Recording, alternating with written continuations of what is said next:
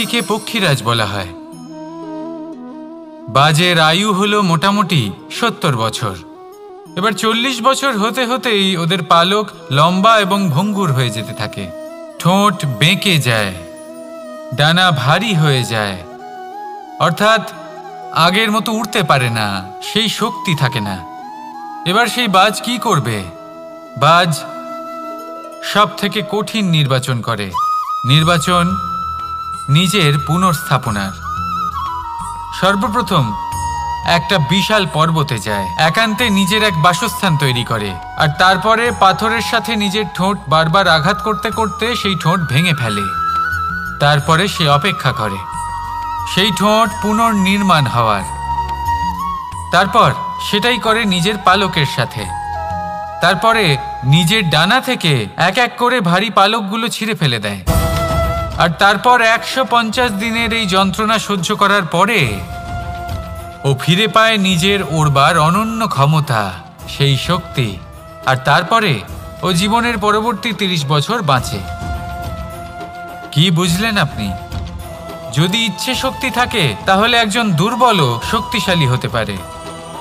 আপনিও এটাই করুন, নিজের অতীতের যন্ত্রণার বোঝাগুলিকে ত্যাগ করুন আর কল্পনার খোলা আকাশে উন্মুক্ত হয়ে উড়ে বেড়ান। নিজের পুনর্স্থাপনা করুন, তবেই সর্বশ্রেষ্ঠ হতে পারবেন। আর মনে রাখবেন, এই ছোট ছোট পদক্ষেপই বড় বড় শিখরে পৌঁছে দিতে পারে। তাহলে আসুন আর আমার সাথে ভালোবেসে বলুন, রাধা রাধা। আপনি কি কখনো জলকে নিজের মুঠোতে ধরে রাখার চেষ্টা করেছেন? চলুন আজ করা যাক।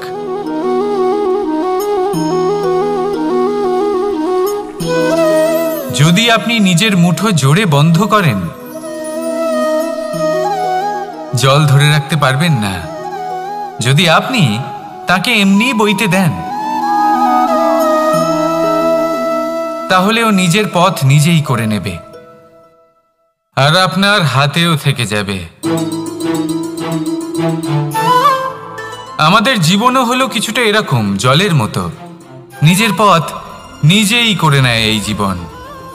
প্রত্যেক সমস্যার সমাধান নিজেই করে নেয় এই জীবন। তাই জীবনে যখন কোনো পরিস্থিতি আমাদের প্রতিকূল হয়ে থাকে, কিছুই হয়তো আমরা বুঝতে পারছি না, কিছুই যখন বসে থাকে না, তখন আমরা হতাশ হয়ে পড়ি, নিরাশ হয়ে পড়ি। আর এটাই করা উচিত নয়। শান্ত মনে দেখতে হবে যে এই জীবনে আসলে কি ঘটে চলেছে। কষ্ট সবাই ভোগ করেন। কষ্ট পেলে কেউ রেগে যান, রেগে গিয়ে পরাক্রম দেখান।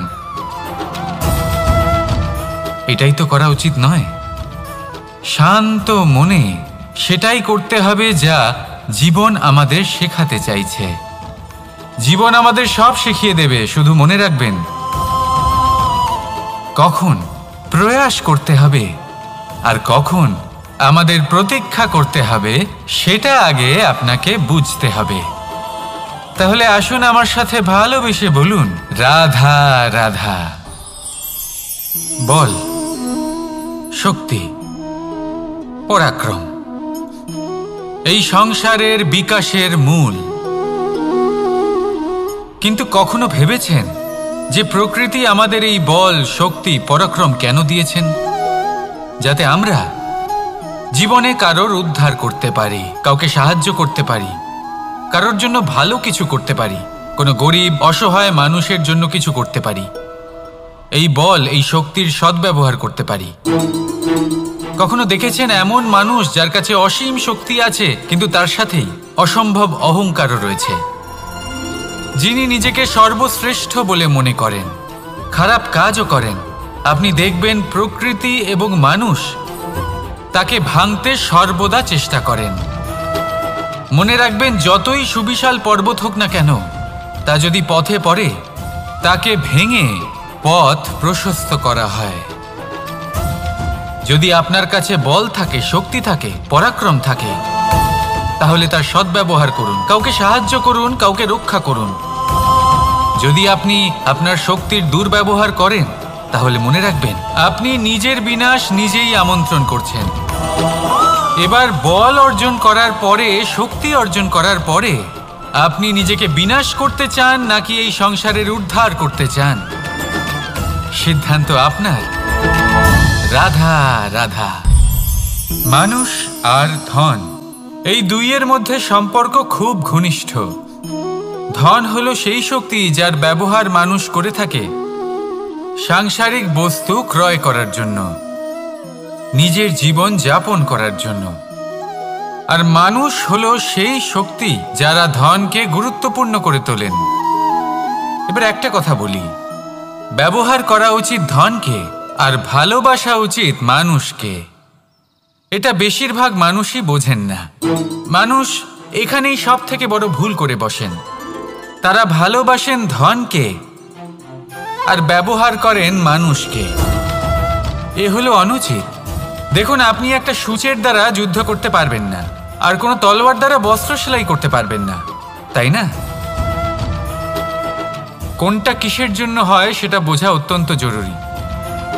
আপনিও সঠিক দিকে অগ্রসর হন। মানুষকে ভালোবাসুন আর ধনকে ব্যবহার করুন। যদি আপনি মানুষকে ব্যবহার করেন তাহলে আপনি ভালোবেসে ফেলবেন ধনকে, আর এই ভালোবাসা ধীরে ধীরে পরিণত হবে লোভে, আর ধীরে ধীরে এটা আপনাকে বিনাশ করে দেবে। তাহলে সমস্ত মানুষকে ভালোবাসুন আর এইভাবে ভালোবেসে বলুন, রাধা রাধা। সাফল্য কে না চান? সাফল্য লাভ করার, শিখরে পৌঁছানোর আলাদাই একটা আনন্দ রয়েছে। আর আপনজনদেরও কে না চান? প্রত্যেক মানুষ চান যেন জীবনে তার কোনো আপনজন থাকে, যারা সবসময় তাদের সাথে থাকবে। কারণ আপনজনের সাথেই তো সাফল্যের আনন্দ সব থেকে বেশি পাওয়া যায়। কিন্তু আসলে কি হয়, অনেক সময় সাফল্যের খোঁজে সেই পথে চলতে চলতে আমরা আপনদের থেকে দূরে চলে যাই। না চাইতেও দূরে চলে যেতে হয়, ওনাদের সাথে সময় কাটাতে পারি না। আর আমরা ভুলে যাই যে সাফল্যের আসল আনন্দ আপনজনদের সাথেই পাওয়া যায়। সফল হওয়ার পরে আপনদের সাথে দেখা হলে তাদের চোখে আমাদের জন্য যে আবেগ থাকে, যে সম্মান, যে প্রেম থাকে, সেটাই হলো আসল পুরস্কার। আমরা সেই কথা ভুলে যাই এবং একা হয়ে পড়ি। বেশিরভাগ সময় এটাই হয়। বেশিরভাগ সময় সফল মানুষগুলি একা হয়ে যান। এবার আপনি কি চান? আপনি অসফল হয়ে দিনগুলি একাকিত্বে কাটাতে চান, নাকি সফল হয়ে আপনজনদের সাথে আনন্দে থাকতে চান? সেই সিদ্ধান্ত আপনার। সাফল্যের পেছনে ছুটুন, নিজেকে উজাড় করে দিন, কিন্তু আপনজনদের সঙ্গ ত্যাগ করবেন না। সেই আপনজন যারা আপনার সাফল্যের জন্য দায়ী, সেই আপনজন যিনি আপনার সাফল্যে আনন্দ পান, সুখ লাভ করেন, তাদের কখনো ত্যাগ করবেন না। আসুন আমার সাথে ভালোবেসে বলুন, রাধা রাধা। ভগবান আর ভক্ত যখন একাকার হয়ে যায়, যখন ভক্ত তার ভগবানের প্রতি এবং নিজের জীবনের উদ্দেশ্যের প্রতি সম্পূর্ণরূপে সমর্পিত হয়, তখন জন্ম নেয় ভক্তি। এই সংসারের সমস্ত আশা হয়তো আপনার সঙ্গ ত্যাগ করে দিতে পারে, তখনও ভক্তি সাথে থাকবে। ভক্ত আর ভগবান যখন একাকার হয়ে যায়, তাদের মধ্যে কোনো পার্থক্য থাকে না। তারা এক হয়ে যায়, এক ব্যক্তিত্ব, এক অস্তিত্ব। সেই জন্য কখনো জীবনে যে কোনো রূপেই, যে কোনো প্রকারেই, যে কোনো ঈশ্বরকে মান্য করুন। মনের মধ্যে শ্রদ্ধা ভাব জাগ্রত করুন, মনে ভক্তি ভাব জাগ্রত করুন। এই সমগ্র সংসারে সব কিছু আপনাকে ছেড়ে চলে গেলেও তখনও এই ভক্তি শুধুমাত্র আপনার উত্থান ঘটাবে। তাই মনে ভক্তি জাগ্রত করুন আর আমার সাথে ভালোবেসে বলুন, রাধা রাধা। শব্দই হলো শূন্য, শব্দই হলো আরম্ভ, শব্দই হলো অন্ত, শব্দই হলো অমর, শব্দই হলো ব্রহ্ম। এই শব্দ হলো অত্যন্ত বিশেষ। কেউ কাঁদলে তাকে হাসিয়ে তোলে, কেউ হাসলে তাকে কাঁদিয়ে দেয়। কারোর মনে উদ্দীপনা জাগিয়ে তুলতে পারে, আবার কারোর মনে কাঁটা হয়ে বিঁধে থাকতে পারে। একটা অত্যন্ত গুরুত্বপূর্ণ কথা যা বোঝা অত্যন্ত আবশ্যক। আপনার মন, আপনার হৃদয় যতই শুদ্ধ হোক না কেন, যতই পবিত্র হোক না কেন, আপনার দৃষ্টিভঙ্গি যতই স্পষ্ট হোক না কেন, যদি আপনার কথা পবিত্র না হয়, যদি আপনার শব্দ শুদ্ধ না হয়, তাহলে তা আপনাকে আপনার কর্মফল ভোগ করতে বাধ্য করবেই।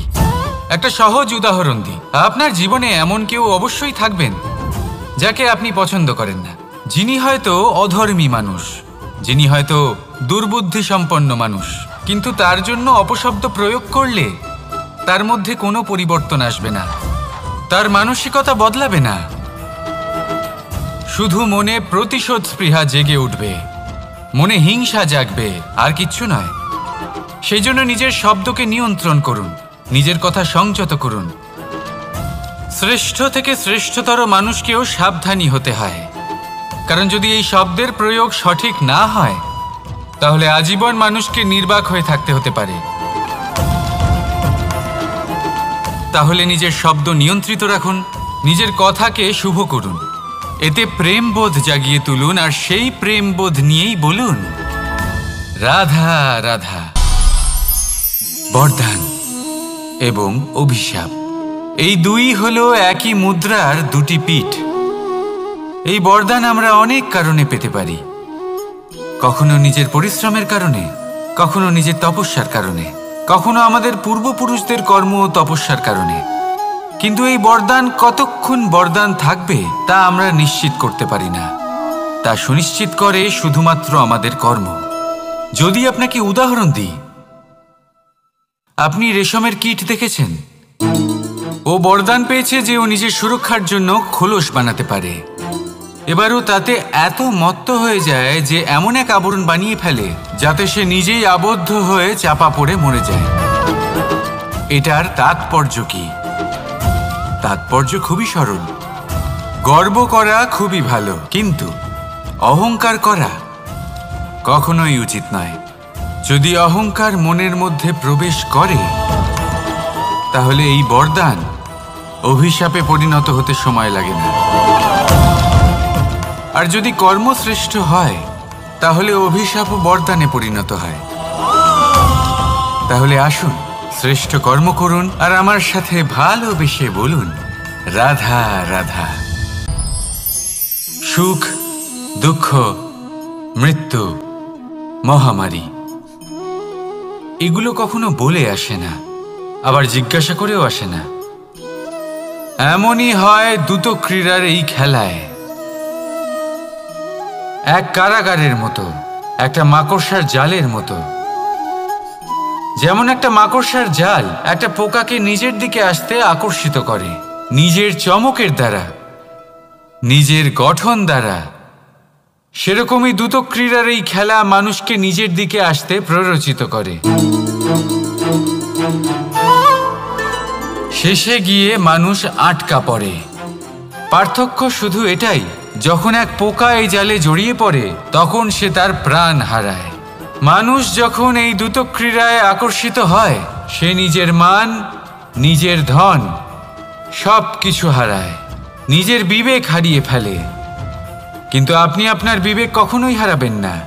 যদি আপনার মনে লোভ চলে আসে, আপনি লোভী হয়ে ওঠেন।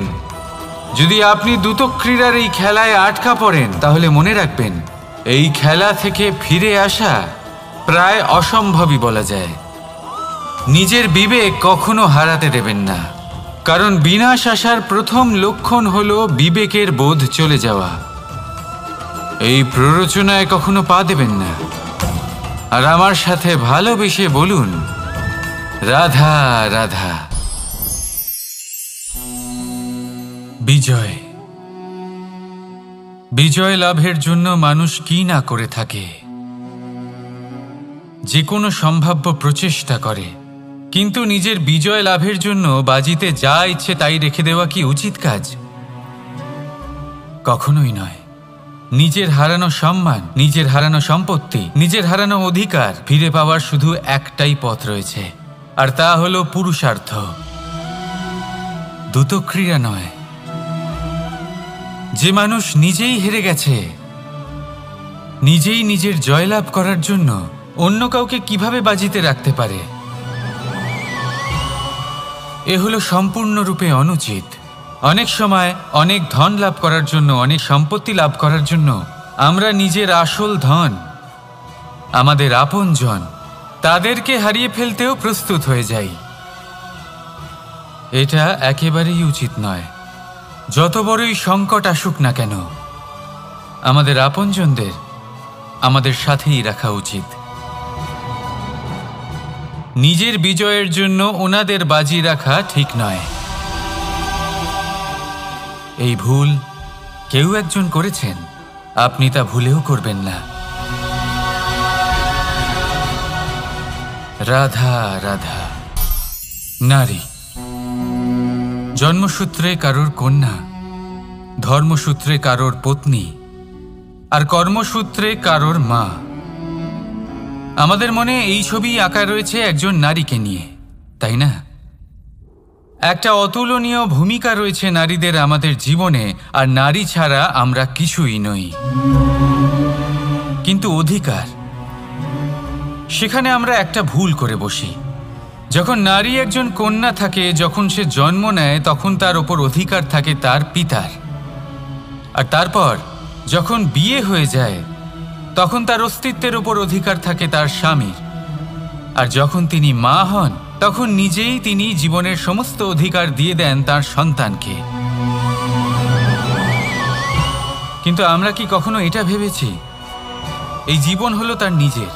যে নারী সবার কল্যাণ করছেন, তার জীবনের অধিকারও তার কাছেই থাকা উচিত, তাই না? তার নিজের জীবনের সিদ্ধান্ত সে নিজেই নিতে পারেন, নিজেই নিজের ভাগ্যের রচয়িতা হতে পারেন। আর এর জন্য আমাদের নিজেদের পাল্টাতে হবে, দৃষ্টিভঙ্গি পাল্টাতে হবে।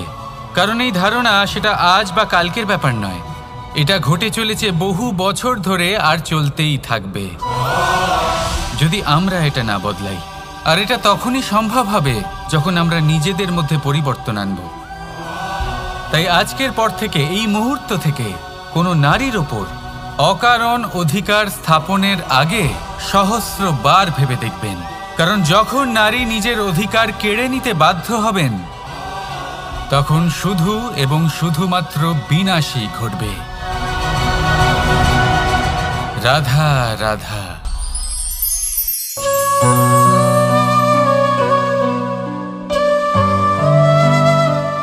নারী, পুরুষরা যাকে নাম দিয়েছেন ত্রিয়া, কেন দিয়েছেন, কে দিয়েছেন, কেউ তা জানে না। কথায় আছে, পুরুষরা ভাবেন যে ত্রিয়া, ভাবেন একরকম, বলেন অন্য কিছু, আর করেন অন্য কিছুই। কিন্তু সত্যিটা কি এটাই? আসল সত্যি হলো এটাই যে ত্রিয়া হলো সেই চরিত্রহীন পুরুষ, আর কেউ নয়।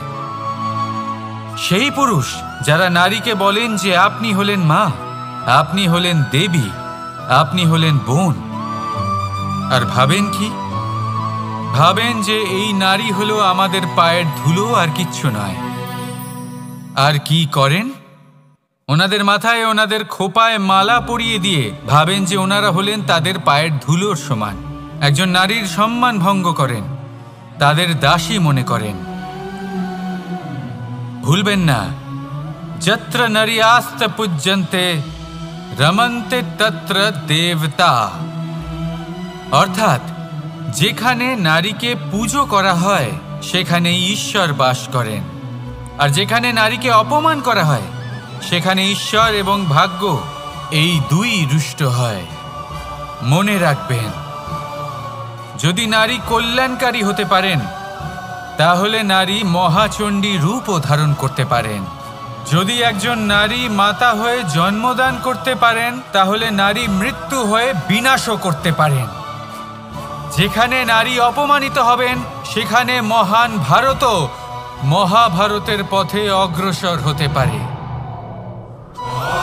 তাই মনে রাখবেন, নারীর অপমান যেন কখনোই না ঘটে। আর যদি কোথাও নারীর অপমান হয়, তার অর্থ হলো আপনার বিনাশ আপনার দিকেই আসছে। আর এটা হলো তার প্রথম পদক্ষেপের প্রথম পদধ্বনি।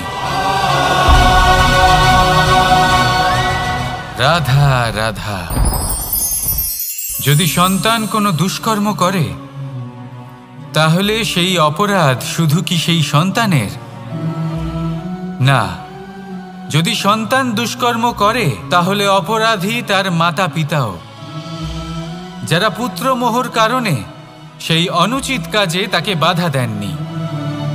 অপরাধী হলেন তার পিতামহ, যিনি নিজের কর্তব্যবোধের কারণে নিজের পরিবারের যত্ন নেননি, যিনি সন্তানকে কখনো শাস্তি দেননি। অপরাধী হলেন তার সেই গুরুও, যিনি নিজের শিষ্যের সেই দুষ্কর্ম দেখেও তাকে প্রতিহতও করতে পারেননি।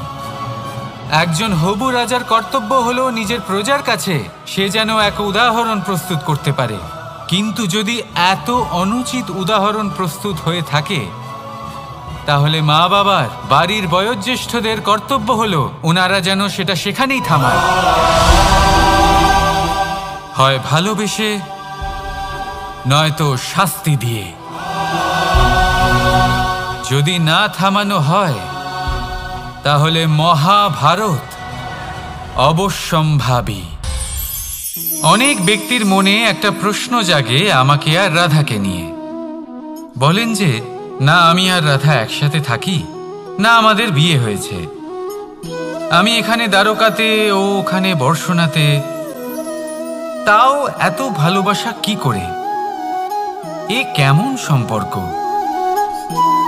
আমি তাদের একটা সহজ কথা বলতে চাই। আপনি কখনো আয়নার দিকে দেখেছেন?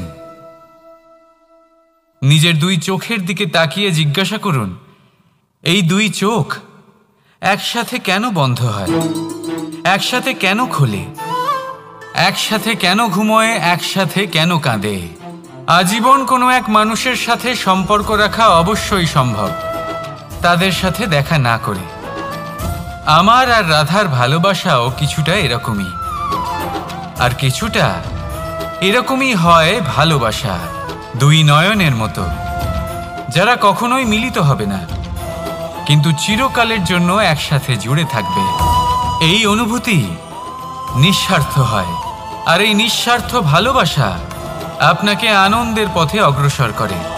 জীবনে সবসময় নিঃস্বার্থভাবে ভালোবাসুন, শুধুমাত্র আনন্দই পাবেন। তাহলে আসুন আমার সাথে নিঃস্বার্থভাবে ভালোবেসে বলুন, রাধা রাধা। মানুষ, কোনো ব্যক্তির নির্মাণ হয় কিভাবে?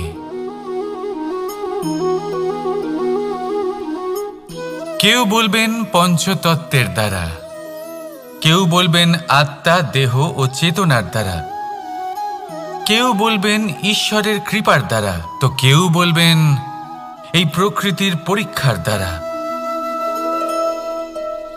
না, মানুষের নির্মাণ হয়ে থাকে বিশ্বাস দ্বারা। ব্যক্তি তখনই গড়ে ওঠেন যখন ব্যক্তিত্ব থাকে, ঠিক কিনা? আর ব্যক্তিত্ব তখনই হবে আর সেরকমই হবে যেরকম বিশ্বাস আপনি নিজের উপরে রাখবেন। যদি আপনি মনে করেন আপনি বিষের ন্যায় হবেন তাহলে আপনি বিষাক্তই হবেন। যদি আপনি এটা মনে করেন যে আপনি অমৃতের ন্যায় হবেন তাহলে আপনি অমরই হয়ে যাবেন। যদি আপনি নিজের উপরে বিশ্বাস রাখেন যে আপনি সংসারের সব থেকে উঁচু পর্বতের শিখরে পৌঁছতে পারবেন তাহলে আপনি অবশ্যই পৌঁছবেন। যদি আপনার এরকম মনে হয় যে আপনি এরকম কখনো করতে পারবেন না তাহলে এরকম কখনোই হবে না। ভেবে দেখবেন, বিশ্বাসের মধ্যেই বিশ্ব বাস করে থাকে, তো আপনার অস্তিত্ব কেন করবে না? যেমন বিশ্বাস আপনি নিজের উপরে রাখবেন তেমনই আপনি হয়ে উঠবেন। সেই জন্য নিজের উপরে বিশ্বাস রাখুন, আর হ্যাঁ, ভালোবেসে বলুন রাধা রাধা। শত্রুতা, একজন মানুষ অন্য মানুষের সাথে শত্রুতা করে বসেন, দুজন ঘনিষ্ঠ বন্ধু। এমনও এক সময় আসতে পারে যখন এনারা একে অপরের শত্রু হয়ে ওঠেন। এর অনেকগুলো কারণ হতে পারে।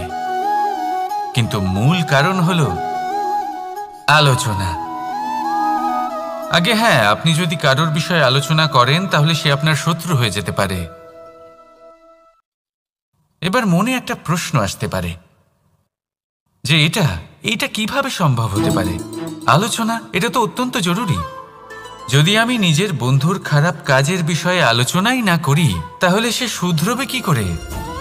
এ কথা সত্যি যে আলোচনা আবশ্যক, কিন্তু তার থেকেও বেশি গুরুত্বপূর্ণ এবং আবশ্যক হলো আপনার এই সিদ্ধান্ত এটাই যে আপনার এই আলোচনা কোন স্থানে করবেন।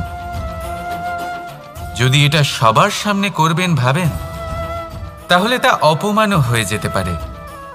যদি এটা আলাদাভাবে করেন তাহলে তা পরামর্শ হয়ে যায়। অপমান কেউ স্বীকার করতে পারেন না, কিন্তু পরামর্শ সকলের ভালো লাগে।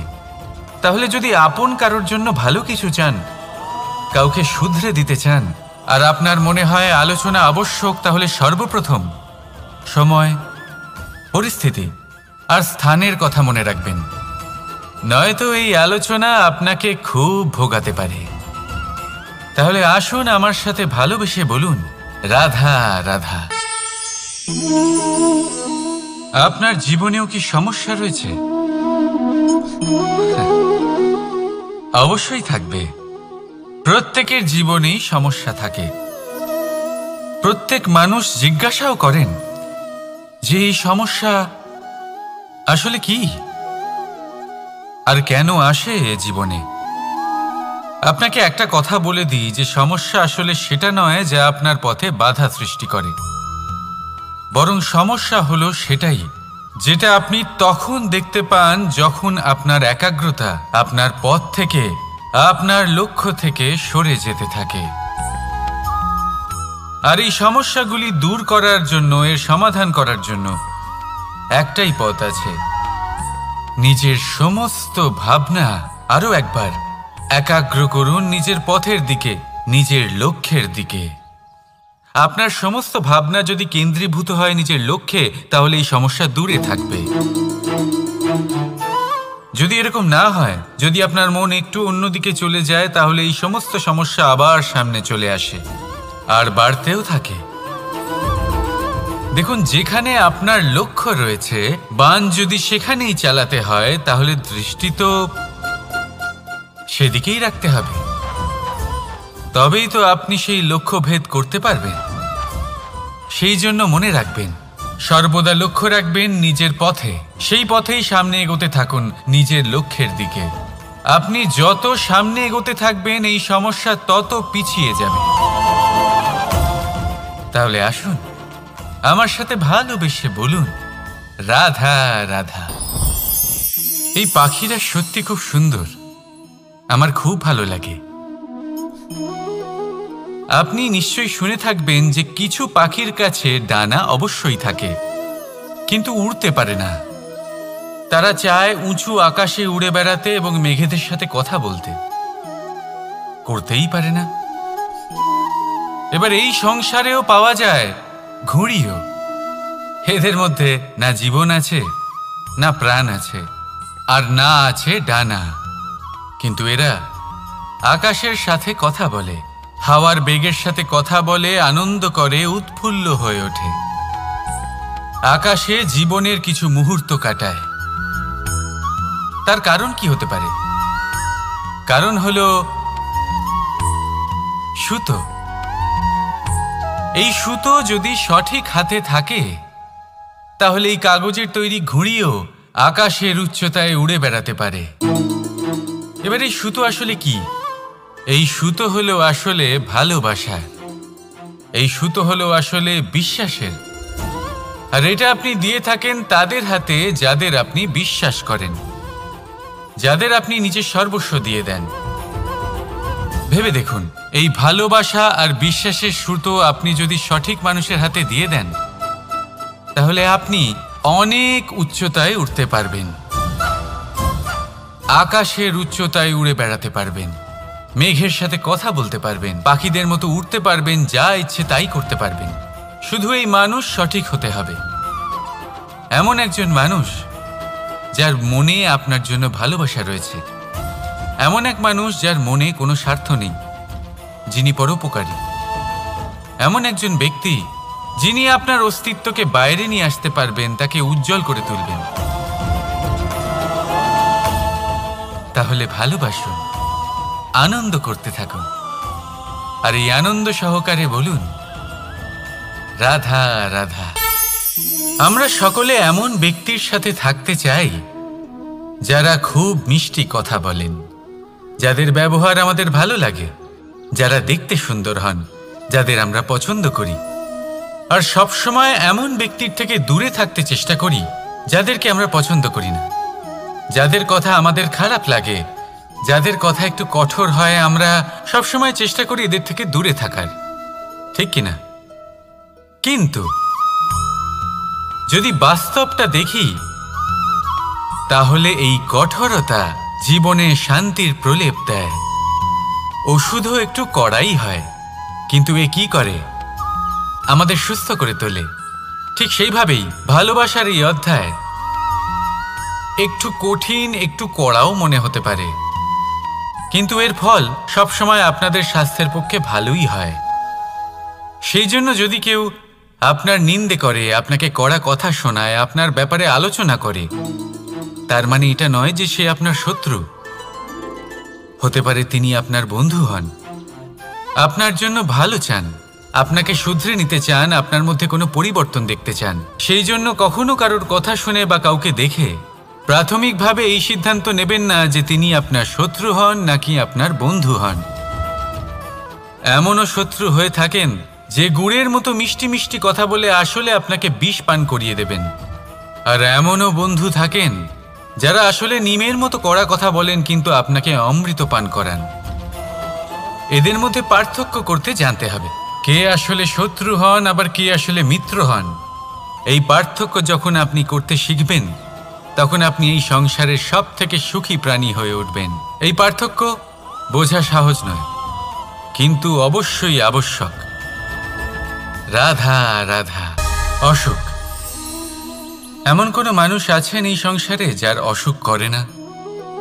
প্রত্যেক মানুষ কখনো না কখনো অবশ্যই অসুস্থ হয়েছে, তার এই শরীর রোগের শিকার অবশ্যই হয়েছে। এবারে দেখুন, এই রোগ আসে, আবার এই রোগ চলেও যায়, কিন্তু সেই রোগ আমাদের কষ্ট দিতে কেন সক্ষম হয়? কারণ হলো স্বচ্ছতা। যদি এই স্বচ্ছতা শরীরে না থাকে, তাহলে মানুষকে শারীরিক কষ্ট পেতেই হবে। ঠিক সেইভাবেই অত্যন্ত প্রয়োজনীয় হলো এই স্বচ্ছতা যেন মনেও থাকে। যদি এই স্বচ্ছতা মনে না থাকে, তাহলে মানুষ চারিত্রিকভাবে কষ্ট সহ্য করেন। এবারে নিবারণ কি হতে পারে? বড়ই সহজ এর উপশম। যদি রোগ শরীরে হয়, তাহলে সর্বপ্রথম স্বচ্ছতা বজায় রাখতে শিখুন, এই শরীরকে পরিষ্কার রাখতে শিখুন। বিচক্ষণতার সাথে এই রোগের সম্মুখীন হন, ভয় পাওয়ার কোনো দরকার নেই। ব্যায়াম করতে থাকুন, সব ঠিক হয়ে যাবে। সেইভাবেই যদি এই অসুখ মনে হয়, তাহলে কি করা যায়? সর্বপ্রথম তার আধারের উপরে নজর দিন। আপনার এই আধারই হলো আপনার আহার। যা আপনি আহার করবেন, সেরকমই মানুষ হয়ে উঠবেন। সেইভাবেই আপনি যেরকম ভাবেন, সেরকমই মানুষ হয়ে উঠবেন। সেই জন্য নিজের ভাবনাকে শুভ করুন, নিজের দৃষ্টিভঙ্গিকে শুভ করে তুলুন, সব কিছু সঠিক হবে। আপনার আমার সবার মধ্যেই এক রাক্ষস বাস করে, তার সম্মুখীন হন, তাকে পরাস্ত করুন। তাহলে এই রোগ সে শরীরেই হোক বা মনের মধ্যে, যদি সঠিক সময় তাকে আটকানো না যায়, তাহলে যে কোনো সময় তা মহামারীর রূপ ধারণ করবে। সেই জন্য সাবধানে থাকুন, সুস্থ থাকুন। তাহলে আসুন, আমার সাথে ভালোবেসে বলুন, রাধা রাধা।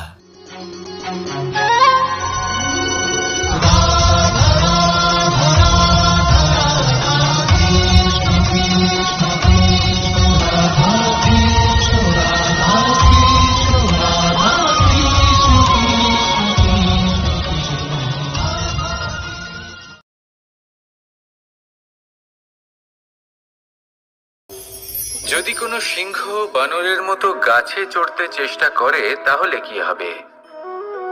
একটা মাছ যদি মাটিতে হাঁটতে চেষ্টা করে, তাহলে কি হবে?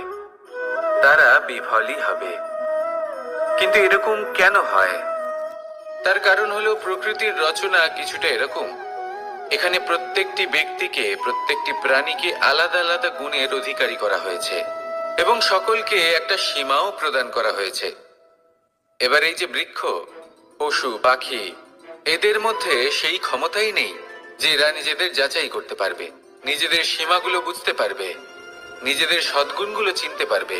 এরা সেটা করতে পারবে না। কিন্তু মানুষ তো আলাদা।